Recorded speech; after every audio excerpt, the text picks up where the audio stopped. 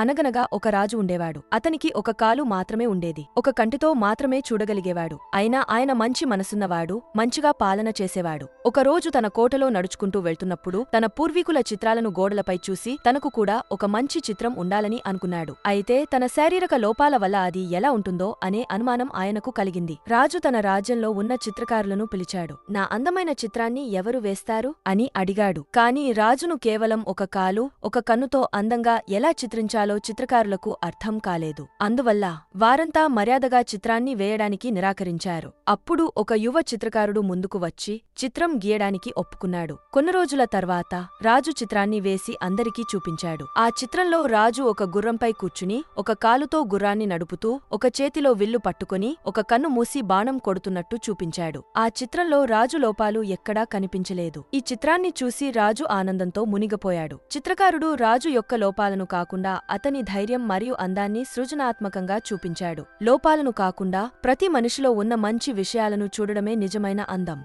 Please support, share and subscribe.